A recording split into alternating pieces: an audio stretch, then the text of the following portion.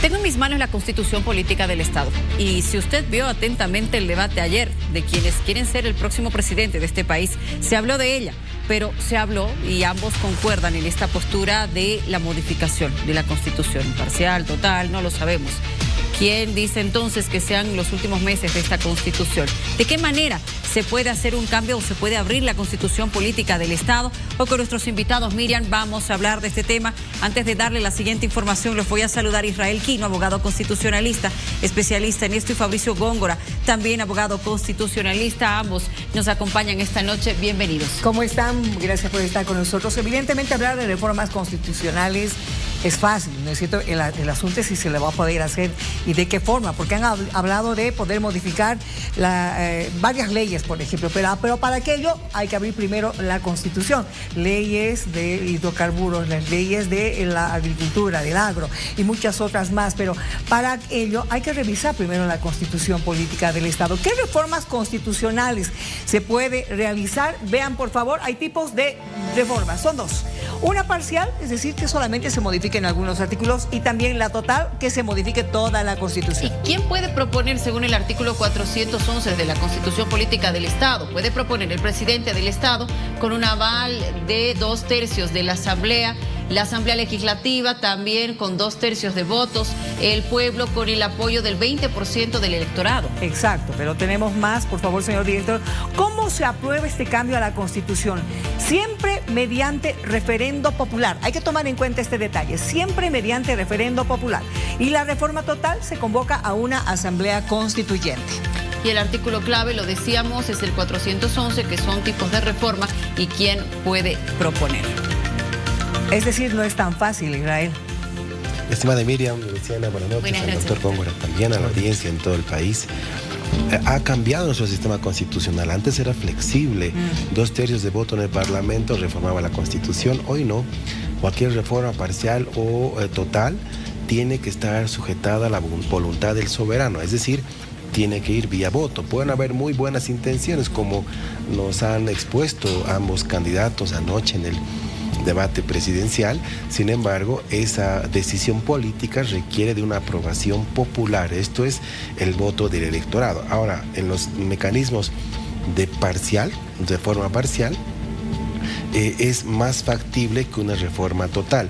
Si uno de estos binomios, cualquiera que gane, convocara a una reforma total de la Constitución, por ejemplo, plantear el Estado federal, ¿no? Sí. Cuando afecta a una base fundamental, en términos políticos va a ser inviable, porque se convoca a una asamblea constituyente, ese mismo gobierno se puede caer. Pero no lo van a hacer. Para cambiar algunos artículos nada más, ¿sí se puede? Sin que la población tenga que intervenir en un referendo, ¿se puede? Bien, buenas noches, un saludo cordial a toda la población. Gracias. Evidentemente, cuando se habla de modificar un artículo, nos referimos en el caso más cercano que tenemos, es la intención de modificación del 168, que hablaba de la duración de mandato. Exacto. Que es el famoso 21F, ¿no? Que además hemos conocido. En ambos casos, sea total o parcial, en cualquiera de los dos va a terminar, como decía el doctor, precisamente en una consulta popular, el referendo. Es decir, ya sea uno o total, después de todo el procedimiento que les vamos a explicar seguramente, termina en referendo. Es decir, finalmente la decisión está en la población. Entonces, independientemente de las buenas intenciones, hay que ver qué quieren cambiar, por qué quieren cambiar y a qué quieren cambiar. Ahora, esta propuesta tiene que surgir entonces del Ejecutivo, del presidente, para que puedan seguirse todos los pasos.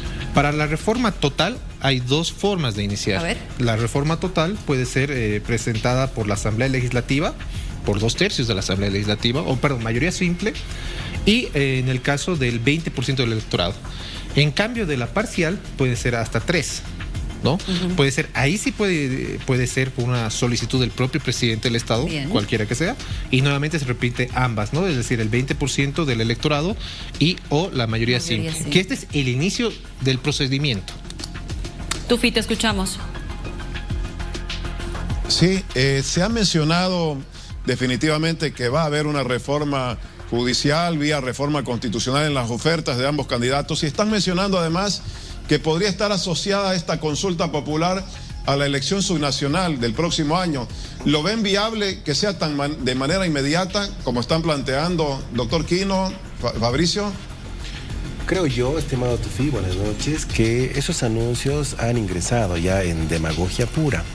hemos visto tres rostros de los binomios presidenciales. El primero, el que inscribe los programas de gobierno en materia judicial ante el Tribunal Supremo Electoral. Solamente el candidato del PDC habla, por ejemplo, de los autoprorrogados y de un eje y 5 estrategias para reformar la justicia. El candidato de Libre sí plantea un documento mucho más trabajado, 2 o 3 páginas de su programa de gobierno, pero de eso no han hablado anoche. El segundo rostro de los candidatos son el de sus ofertas electorales, cuando están en proclamaciones y dicen cero corrupción, vamos a acabar la justicia, y esas cuñas que utilizan respecto al área judicial. Y el tercer rostro anoche, el de los balotajes. Ninguno de los programas, del debate, ninguno de los programas de gobierno habla, por ejemplo, que el 19 de octubre o el 9 de noviembre convoquen a cumbres judiciales. Han ingresado en demagogia pura. Segundo, si quieren convocar una cumbre, por ejemplo, con todos los poderes del Estado, colegios de abogados y sociedad civil, como plantean, tienen que tener definida la estrategia, o reforma parcial o reforma total. Bueno, si vamos a la reforma parcial, ¿qué debemos cambiar? La forma de elegir magistrados, eso coinciden ambos candidatos, pero ¿de qué forma cuál es la forma alternativa de elegir cúpula judicial? Entonces, ya no vamos a coopar el resto de candidatos que se requieren para la cúpula judicial, por ejemplo, 5 en el Tribunal Constitucional, 2 en el Tribunal Supremo de Justicia. Entonces, hay interrogantes que no las han logrado demostrar anoche. Si bien tienen buena intención, se requiere una estrategia sólida para reformar constitucionalmente la justicia. No buenos deseos ni el error en el que incurrió el MAS, es decir, convocamos una reforma de la justicia con los notables. Eso significa que todos los demás profesionales somos innotables, entonces seguramente ese trabajo no sirve. Ojalá que alguno de los dos, quien fuere que gane, sí sea serio con el país y le plantee una reforma constitucional judicial factible. Fabricio, a ver, en el caso de, porque lo hemos escuchado también, uno de los candidatos ha dicho de que el mismo día iban a empezar a ver un cambio en la ley de hidrocarburos. La ley de hidrocarburos tiene que ver con los recursos naturales, y los recursos naturales están dentro de la Constitución Política del Estado. ¿Qué pasa? Primero hay que modificar la Constitución para poder modificar la ley de hidrocarburos. Bien, es una linda pregunta, porque esto lo podemos explicar desde lo académico. La Constitución, al ser la norma suprema, ella misma te establece los principios de la jerarquización normativa. Esto se encuentra establecido dentro del bloque de constitucionalidad, dentro de lo que tenemos en la Constitución Política, en el 410 específicamente. Sin embargo, ¿qué es lo que denota esta jerarquía, esta supremacía constitucional? Que la normativa tenga que estar acorde a lo que dice la Constitución. Al hablar de ley, hablamos de una norma jerárquicamente inferior a la Constitución. Empero, una posible modificación de la ley de hidrocarburos podría ser viable, siempre y cuando la propia ley no diga algo que esté en contra de lo que diga la Constitución. No sé, se me viene a la mente, digamos, que diga así tácitamente que le responde a empresas privadas. La Constitución te establece en el régimen de hidrocarburos que esto pertenece al Estado, son recursos del Estado. 50-50. Ahora, si el deseo del legislativo o del nuevo gobierno fuese cambiar de manera estructural, evidentemente tendríamos que ver una reforma constitucional. Pero una modificación de cualquier otra ley es viable, como lo ha venido haciendo este gobierno, el anterior y el anterior. Entonces, es importante también tomar en cuenta que la reforma constitucional, cuando es parcial, no es a cualquier artículo de la Constitución.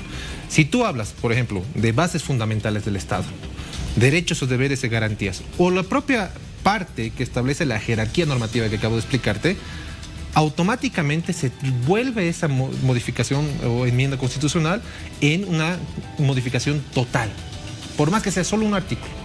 Es decir, para que veas que hay cláusulas cerradas, como decía el doctor, coincido totalmente, que precisamente su naturaleza es evitar que los gobiernos de turno lo cambien a propósito o adrede, como se decía.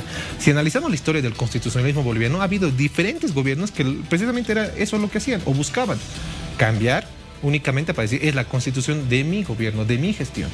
Entonces, si se va a hacer un cambio trascendental, ya sea total o parcial, tendría que ser para algo favorable, algo positivo, algo que la gente y la población esté de acuerdo. Israel, al hablar de tener que someter esto a una consulta a través de referéndum, ¿crees que socialmente va a ser fácil que esto se pueda hacer? Y te hago otra consulta ahí mismo. Para algunos analistas, abrir la Constitución es un arma de doble filo. ¿Qué piensas? Si van a una asamblea constituyente, se cae ese gobierno. Es inviable una reforma total, ¿no? O sea, quien toque una base fundamental, por ejemplo, de Estado unitario a Estado federal, es vía asamblea constituyente. Además del voto, ese gobierno se va a caer porque va a ser legítimamente inviable en términos sociales. No tienen la gobernabilidad social. Tienen legitimidad, pero no gobernabilidad social. Un segundo elemento, si se abre la Constitución por reformas parciales, hay temas estructurales que tocar. Uno de ellos es una deuda pendiente con el pueblo boliviano que el MAS no lo ha resuelto, igual que la salud, la justicia. El MAS en 20 años no le ha subido siquiera un 1% del Tesoro General del Estado al presupuesto judicial.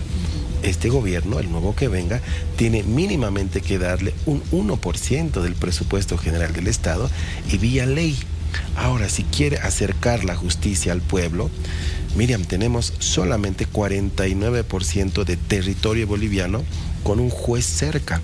El 51% del territorio boliviano no tiene un juez en su jurisdicción municipal, por ejemplo. Tiene que ir a un municipio muchísimo más alejado.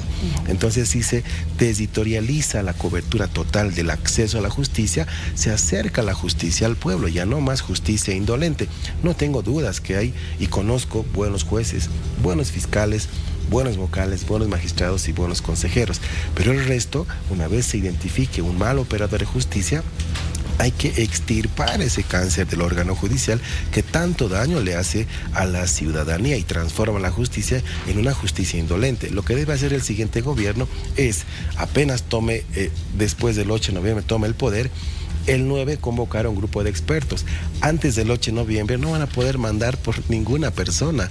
Nadie se los va a trabajar gratis, ¿no? Una vez que venga el 9, convocan a expertos y los expertos a partir del 9 de noviembre diseñan la reforma de la Constitución parcial. Y puede alcanzarse, sí, a la elección municipal y departamental del 8 de marzo del 2026, convocarse de manera simultánea por un tema presupuestario a una reforma parcial de la Constitución exclusivamente en el tema judicial.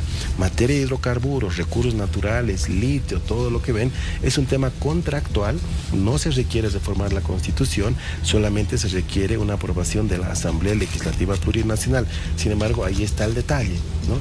Les falta a los dos, les faltan mayorías calificadas para alcanzar los 2/3 de voto en leyes que requieran esa votación. Pero, ¿de qué es un momento importante de plantear reformas? Por supuesto que sí, que no quede en demagogia. Lo que me parece interesante es el planteamiento de sumatoria de condenas, por ejemplo, que uno de los candidatos lo ha planteado. Sí. Si presentan una ley, por ejemplo, de sumatoria de condenas, los de pronto ultralegalistas nos dirán, no se puede, la Constitución lo impide, los tratados internacionales. De acuerdo, pero una ley, mientras esté vigente, goza del principio de presunción de constitucionalidad. Es decir, hasta que el Tribunal Constitucional no lo expulse, la ley puede estar vigente. Y sumar penas privativas de libertad puede ser una opción en este momento para reducir estos índices de criminalidad. Lo importante será que planteen políticas de Estado en materia criminal. La justicia penal está vilipendiada en el país. ¿Tu fin?